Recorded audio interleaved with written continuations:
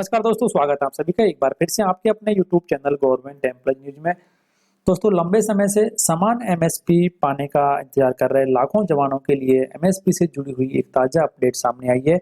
और एमएसपी के बारे में लोकसभा में 26 दिसंबर 2018 को एक प्रश्न पूछा गया था और उसके जवाब में रक्षा मंत्रालय की तरफ से क्या जवाब दिया गया है, इसी के बारे में हम आज इस वीडियो में चर्चा करेंगे। तो बने रहें आप इस वीडियो के साथ। दोस्तों, दिल्ली हाई कोर्ट ने 28 नवंबर 2017 को एक जजमेंट दिया था कि सेना के जो जवान हैं उन्हें समान रूप से एमएसपी का भुगतान किया जाए, क्योंकि सभी जो जवान हैं वो समान तरीके से समान कंडीशन में काम करते हैं। इसलिए संविधान का जो रूल है 226 के तहत सभी जवानों को समान रूप से एमएसपी का भुगतान किया जाए, लेकिन वो आदेश अभी तक लागू नहीं हुआ है। 7वें वेतन की सिफारिशों के अनुसार जो वर्तमान में एमएसपी का भुगतान किया जा रहा है वो सेना के जवानों को इस प्रकार है कि जो सर्विस ऑफिसर्स हैं उन्हें 15,500 रुपये, नर्सिंग ऑफिसर्स को 10,800 रुपये, जेसीओ और ओआरस को 5,200 रुपये, और बाकी जो कैटेगरी है जिसमें नॉन कम्बेटेंट्स आते हैं जो कि एयरफोर्स में, उन्हें 36 रुपये हर महीने के हिसाब से एमएसपी का भुगतान किया जा रहा है।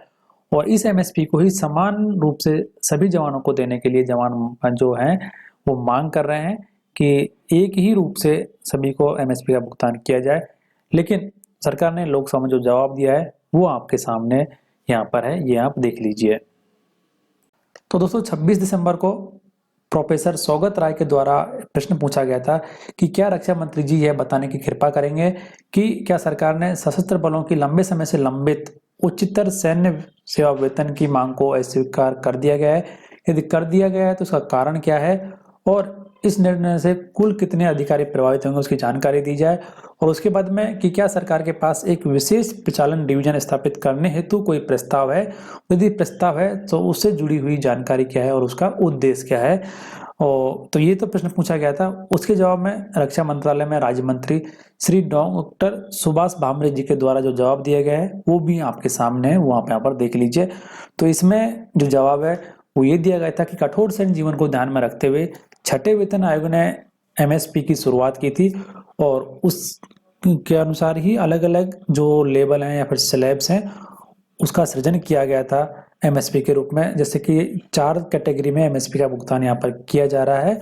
और 7वें वेतन आयोग ने भी एमएसपी प्रदान करने हेतु जो डिफेंस के जवान हैं उनकी अतिरिक्त श्रेणियों का सृजन नहीं करने अथवा उन 4 श्रेणियों हेतु स्लैब दरों को परिवर्तित नहीं करने का निर्णय सावधानी पूर्वक लिया है। और साथ में ही एक बात उन्होंने बताई है कि 7वें वेतन आयोग के सिफारिशों के अनुसार जो एमएसपी की रेट फिक्स की गई है ये सेनाओं जो तीनों ही सेना हैं उनके मतों पर विचार करने के पश्चात किया गया है दोस्तों।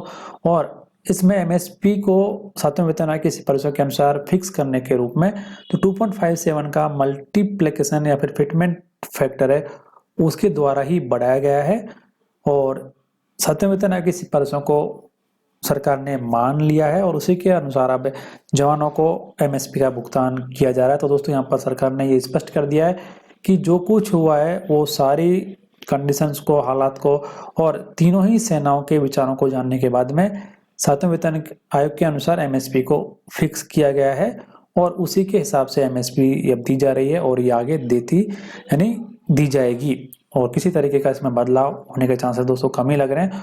उसके बाद में यहाँ पर एक जवाब और दिया गया है कि सरकार ने हाल में ही सशस्त्र सेना विशेष ऑपरेशन डिवीजन स्थापित करने हेतु प्रस्ताव अनुमोदित किया है, जिसको त्रिसेना संगठन के रूप में अभिकल्पित किया गया है। तो ये भी एक यहाँ पर सरकार की तरफ से ऑपरेशन डिवीजन स्थापित किया जा रहा है। अब इसमें देखना होगा कि सरकार यहाँ पर क्या करने जा रही है। लेकिन समान एमएसपी की जो मांग थी वो यहाँ पर एक बार फिर से डाउन होती दिख रही है।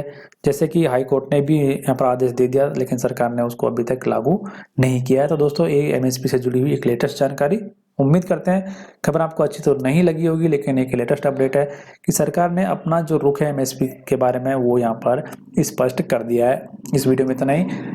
इस वीडियो को अधिक से अधिक शेयर करें अपने दोस्तों के साथ, जिससे उनको भी लेटेस्ट अपडेट के बारे में मालूम चल सके। और ऐसी लेटेस्ट अपडेट्स को सबसे पहले जानने के लिए चैनल को सब्सक्राइब करें, बेल आइकन को जरूर प्रेस करें। धन्यवाद।